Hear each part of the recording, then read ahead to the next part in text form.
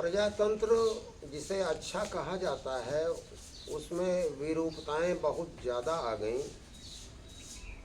और अब तो नारा लगाया जाने लगा, जिसकी जितनी संख्या भारी उसकी उतनी भागीदारी। क्या मतलब? क्या यह प्रजातंत्र है? क्या यह आदर्श राम राज्य की व्यवस्था हो सकता है? संख्या को महत्व दिया जाए, गुण को महत्व न दिया जाए तो योग्यता मारी जाती है और वह समाज जो निर्योग्य होता है वह कर्महीन बन जाता है और कर्महीन समाज कभी भी प्रगति नहीं कर सकता। इसलिए मार्क्स के समाजवाद को आप लें अथवा गांधी के ट्रस्टीशिप को लें अथवा राम राज्य की बात को लें, सबके उद्देश्य एक आदर्श राज्य व्यवस्था तक ले जाते हैं जो परमपिता परमात्मा का राज्य है, जिसे राम राज्य कहते हैं। गोस्वामी तुलसीदास ने राम राज्य की विवेचना किया है, बड़ा सुंदर। मानस पढ़ने वाले लोग जानते हैं। राम राज बैठे त्रैलोका, हर्षित भय गए सब शोका। बयरुन कर काहू सन कोई, राम प्रताप विषमता खोई। दैहिक दैविक भौतिक तापा, राम राज नहीं काहू ही व्यापा। सब नर करहि परस्पर प्रीति, चलहि स्वधर्म सुरति श्रुति नीति।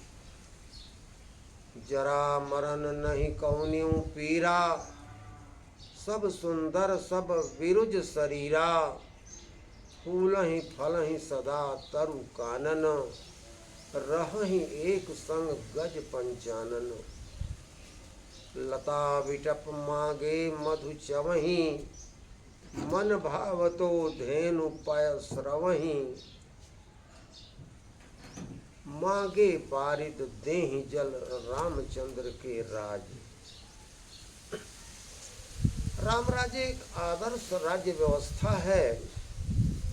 गोस्वामी तुलसीदास जी ने अयोध्या के चक्रवर्ती नरेश महाराज दशरथ के पुत्र राम के राज्य को आदर्श राज्य के रूप में व्याख्यापित किया।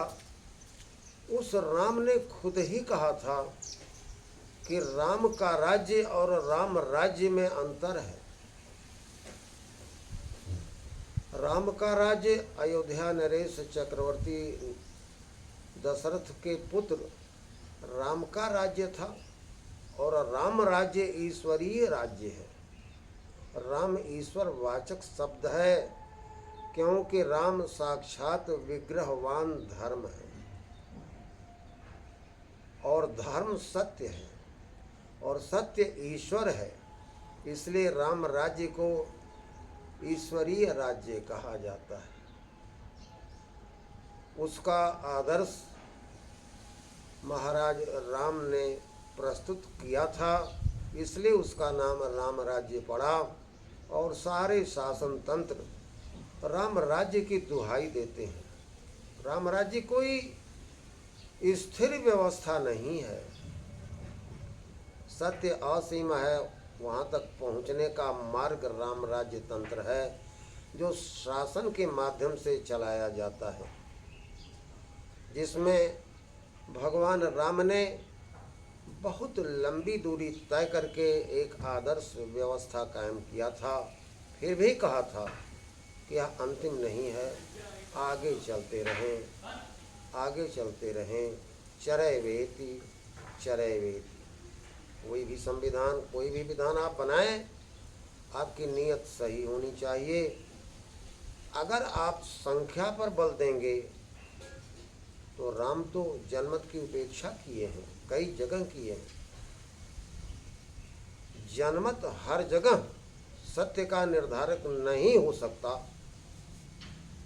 गुण को प्रधानता दी जानी चाहिए और गुण से ही नीति, नीति से ही सत्य का मार्ग चलता है और सत्य ही राम है और राम का राज्य ही ईश्वर का राज्य है। वही व्यवस्था राम राज्य है जिसे तुलसीदास ने यहाँ राम के राज्य के रूप में स्थापित किया। मुख्य बात है शासन करने वालों की नीयत सही होनी चाहिए। भारतीय संविधान बना, संविधान की समीक्षा में उसके अध्यक्ष डॉक्टर राजेंद्र प्रसाद जी ने कहा था कि अगर नीयत सही है तो छोटा से छोटा संविधान भी राष्ट्र की बहुत बड़ी सेवा कर सकता है। नीयत खराब है तो बड़ा से बड़ा संविधान भी छोटी से छोटी सेवा भी नहीं कर सकता। If intention is good then a minute constitution may serve more, but if intention is bad, then a vast constitution may not serve less. इससे मिलती ही जुलती बात डॉक्टर भीमराव अंबेडकर ने भी कहा था। इन तमाम बातों पर विचार करने से एक बात स्पष्ट हो जाती है, जहां मैं विराम देना चाहता हूं कि कोई भी तंत्र हो, तंत्र का अर्थ व्यवस्था होता है, उसमें उसे लागू करने वाले की नीयत का ज़्यादा महत्व है। नीतियां हम कितना हो सुंदर बनाएं, लेकिन नीयत हमारी खराब हो तो परिणाम खराब ही आता है। यही आजकल देखा जा रहा है। सुंदर सुंदर नारे लगाए जाते हैं, ऊंचे आसन पर बैठ करके बड़ी बातें कर दी जाती हैं, लेकिन वही लोग सफल होते हैं जिनकी नीयत सही है। अन्यथा तमाम लोग जिनकी नीयत सही नहीं उसे बिगाड़ देते हैं। इसलिए नहीं नीयत सही तो नीति की लकीर क्या करे, लिखी है मौत तो मसीहा की जमीर क्या करे। सजाकर रूप दिखाते क्या आईने को बार बार, है बदनुमा चेहरा ही तो आईना अमीर क्या करे, अमीर क्या करे। अस्तु। जय हिंद, जय भारत।